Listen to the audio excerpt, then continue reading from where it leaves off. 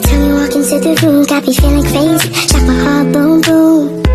Any other boy would stare, but me I look away, cause you're making me scared. Trying not to breathe, 1, 2, 3. Assalamualaikum warahmatullahi wabarakatuh. Perkenalkan, saya Asdawati Karnain. Saya dari kelas 1D Kebidanan.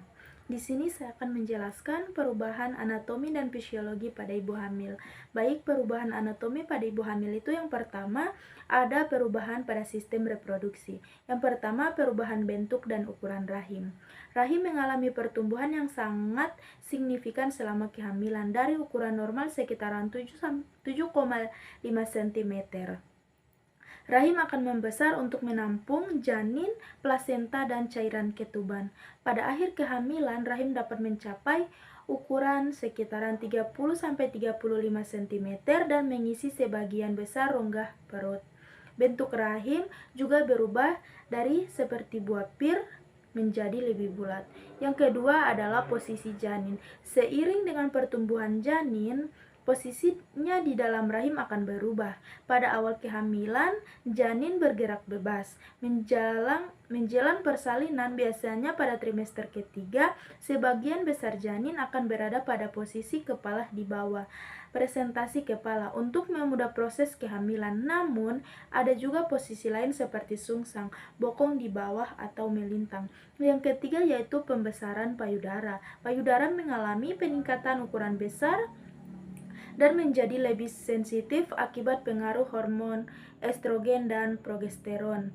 Jaringan kelenjar susu dan saluran air susu berkembang sebagai persiapan untuk menyusui. Areola atau area di sekitar puting juga menjadi lebih gelap dan besar. Yang kedua ada perubahan pada sistem pencernaan. Yang pertama yaitu mual dan muntah atau morning sickness.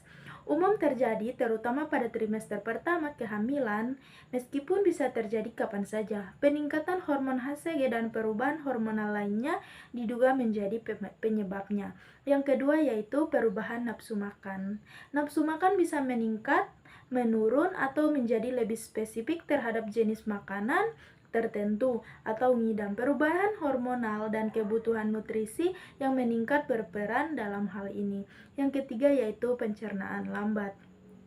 Hormon progesteron menyebabkan relaksasi otot polos di seluruh tubuh, termasuk saluran pencernaan. Hal ini memperlambat gerakan peristaltik usus yang dapat menyebabkan pencernaan menjadi lebih lambat, perut kembung, dan konstipasi atau sembelit. Yang ketiga yaitu perubahan pada sistem kardiovaskular atau peredaran darah. Yang pertama, peningkatan volume darah. Volume darah meningkat secara signifikan sekitaran 30-50% untuk memenuhi kebutuhan oksigen dan nutrisi janin, serta untuk mengompensasi kehilangan darah saat persalinan. Yang kedua yaitu peningkatan denyut jantung.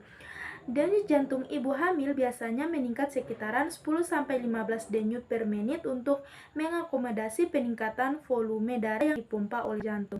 Yang ketiga, ada perubahan tekanan darah. Tekanan darah cenderung menurun pada trimester pertama dan kedua akibat penurunan resistensi vaskular perifer atau pelebaran pembuluh darah yang dipengaruhi oleh hormon progesteron. Tekanan darah biasanya kembali normal atau sedikit meningkat pada trimester ketiga. Yang keempat, ada perubahan pada sistem muskuloskeletal. Yang pertama yaitu perubahan postur tubuh.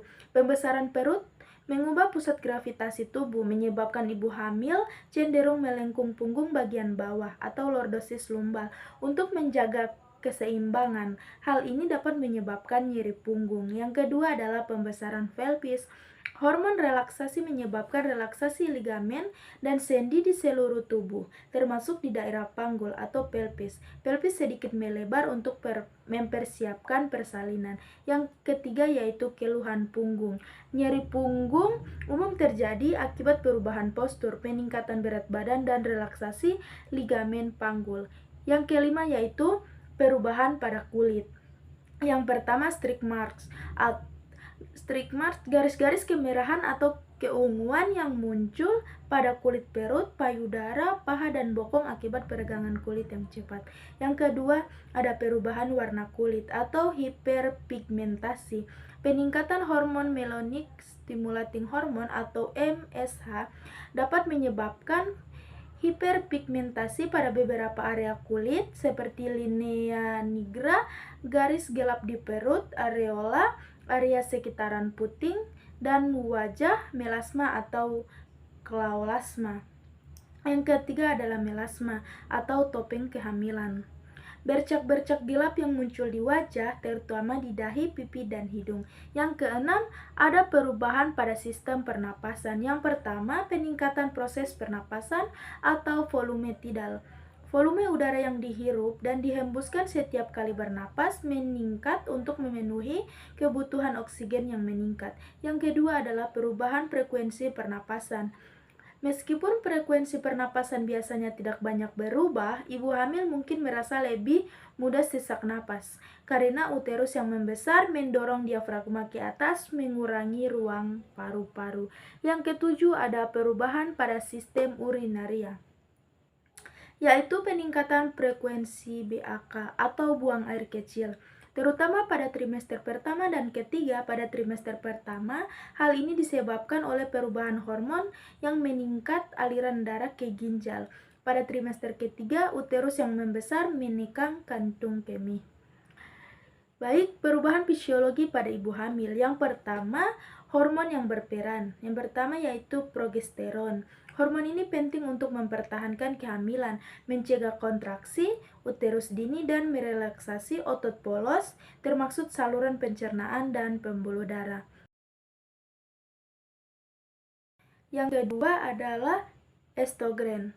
Berperan dalam pertumbuhan dan perkembangan organ reproduksi, pembesaran payudara, dan peningkatan vaskularisasi. Yang ketiga adalah hormon human chorionic gonadotropin atau HCG. Diproduksi oleh plasenta setelah implantasi, HCG berperan dalam mempertahankan corpus luteum yang menghasilkan progesteron. Pada awal kehamilan, kadar HCG biasanya tinggi pada trimester pertama dan kemudian menurun. Yang kedua adalah perubahan metabolisme.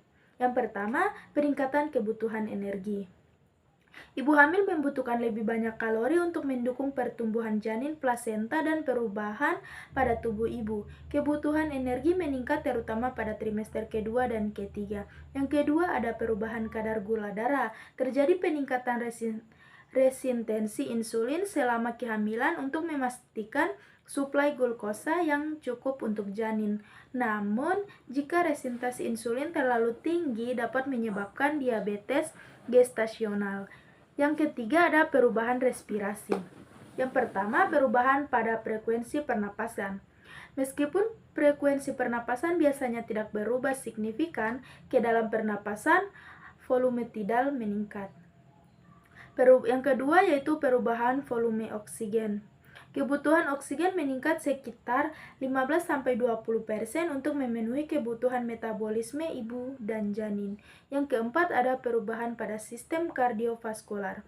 Yang pertama yaitu peningkatan detak jantung. Seperti yang disebutkan sebelumnya, detak jantung meningkat untuk mengakomodasi peningkatan volume darah. Yang kedua adalah peningkatan aliran darah. Aliran darah ke uterus, plasenta, ginjal, dan kulit meningkat secara signifikan. Yang kelima adalah perubahan fisiologi. Yang pertama, perubahan mood. Perubahan hormonal yang signifikan selama kehamilan dapat memengaruhi neurotransmitter di otak, menyebabkan perubahan suasana hati atau mood swing seperti mudah marah, sedih, dan cemas. Yang kedua ada kecemasan, kekhawatiran tentang kesehatan diri dan bayi. Proses persalinan dan perubahan peran menjadi seorang ibu dapat menimbulkan kecemasan. Yang ketiga adalah perasaan bahagia. Di sisi lain, banyak ibu hamil juga merasakan kebahagiaan dan antisipasi yang besar terhadap kehadiran buah hati mereka. Baik, perubahan-perubahan ini adalah respon alami tubuh terhadap kehamilan dan penting untuk mendukung pertumbuhan dan perkembangan janin serta mempersiapkan ibu untuk persalinan dan masa nifas. Baik, itulah penjelasan dari perubahan anatomi dan fisiologi pada ibu hamil. Sekian, terima kasih. Wassalamualaikum warahmatullahi wabarakatuh.